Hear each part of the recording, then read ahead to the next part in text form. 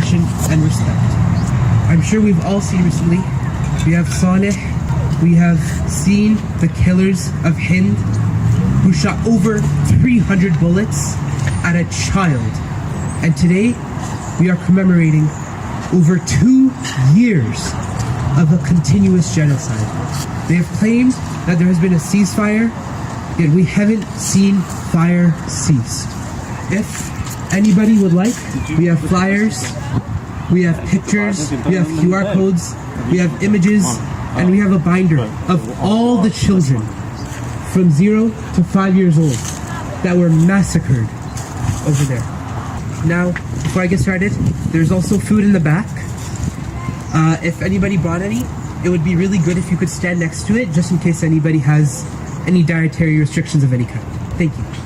Now, to start off, let's bring up our own in-house talent, Doc and Lorna. Thank you.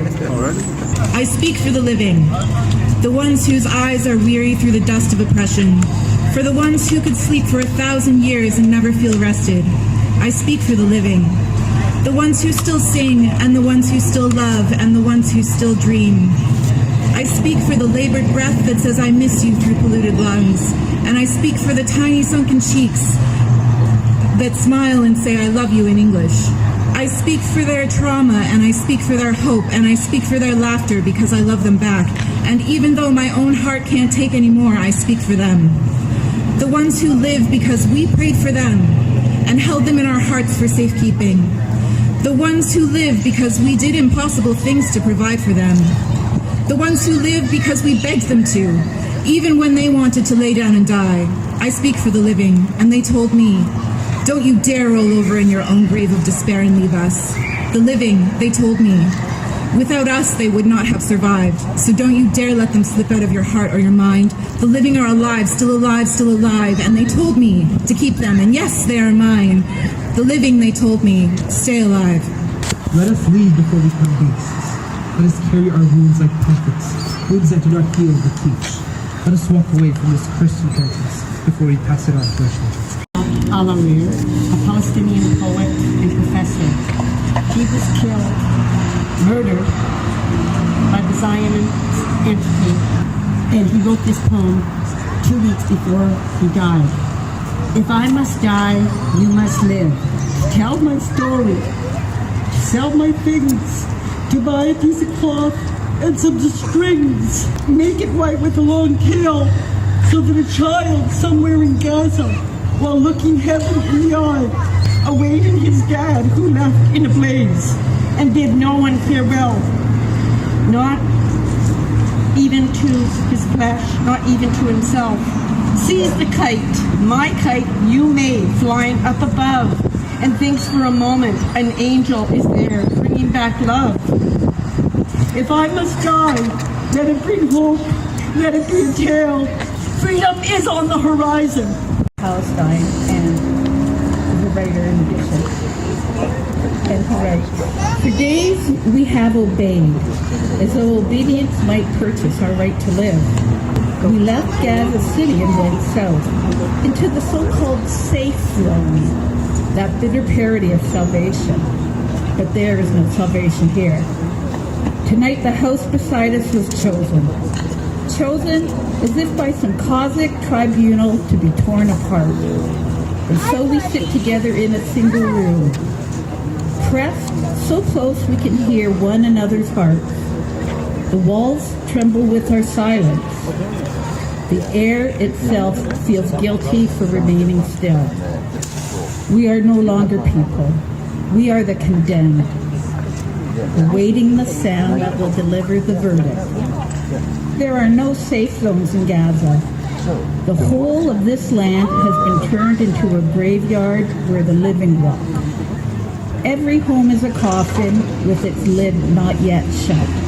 We do not live. Life has fled from us. We simply endure, suspended on the edge of a screen, waiting for the instant when light and sound and dust will rush in and erase us.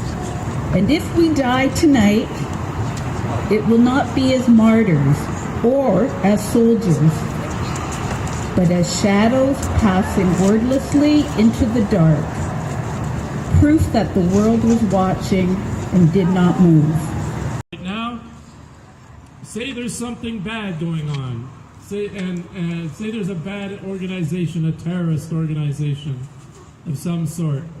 Their policy is that they can go in anywhere, and it's even more extreme now than it ever was.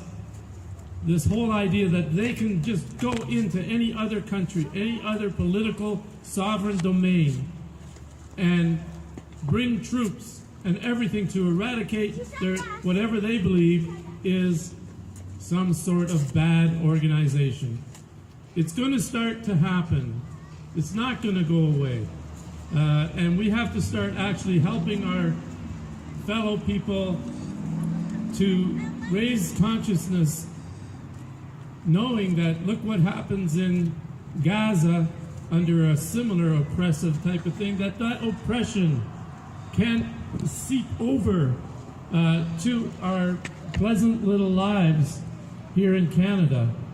And I think we have to really start organizing and thinking about it at a higher level and breaking down ideological barriers and just have people who are kind of on the ready, like a preparatory partisan force. And if anybody wants to talk to me more about that, please do. From Ireland in 1962 with 3 children. I was one of them. And when my parents reached their 25th anniversary, they took a trip around the world, and they went to Los Angeles, they went to Hawaii, they went to Australia, South Africa, and they also went to Israel. And when they went to Israel, my parents, they took a bus tour of what's going on in Israel, and the bus came by where the Palestinians were living. And the bus driver, he started laughing and saying, look at the kind of houses that they're living in. And my mother didn't like that type of thing. And she says, stop the bus. And then she says, I'm getting out and I'm going over there and I'm going to talk to those Palestinians. Which she did. She got off the bus. She's a feisty, like 5'2", feisty. But she went in there and she talked to the Palestinians in probably 1985. So I guess the story is the treatment of the Palestinians goes back a long, long time. It's not just what we hear right now. It was back there in 85, and I know it was back there, back in the 40s as well. One thing I'm happy about is the country I was born in, Ireland, has no problem saying this is a genocide that's going on with the Palestinians and the Israelis. Now, I really take issue with the statement of that they're in war with Hamas and the Palestinians. Well, you're not in war when the other side, all they've got is sticks and stones, the occasional weapon, and you've got jets and bombs and all kinds of equipment. That's not a war. That's a slaughter.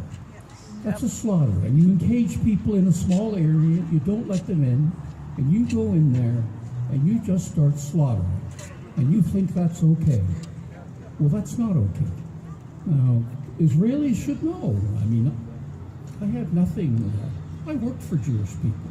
Jewish people, most people are good people. That's the bottom line. Most people are good people. But this is just wrong. What's going on right now? It's wrong. It's unkind. And you also have to say, for people like the Jewish people who suffered so much for centuries, that they would behave like this when they know what discriminating does to a people. I also think that the Palestinians, no matter what you say, they are under the control of the Israelis. Now, okay, so that's a population. They say Israel is for the Jews. Okay, that's a population. But still, they are part of your population, of your country. You have an obligation to take care of the people of your country. just because they're called Palestinians doesn't mean that they don't have rights. That's enough. Thank you.